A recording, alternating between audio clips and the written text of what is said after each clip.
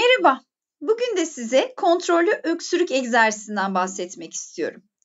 Akciğer enfeksiyonu sırasında mukus yani sekresyonlarımız akciğerde birikir. Bunları kolaylıkla dışarı atmamız için bu tekniği kullanıyoruz. İlk önce rahatça oturuyoruz. Ağızdan öncekinden daha derin bir nefes alıyoruz. Sonra 3 kere de bunu öksürerek veriyoruz. Yapalım birlikte. Bu şekilde sekresyonu dışarı almış oluyorum. Sevgiyle ve sağlıkla kalın.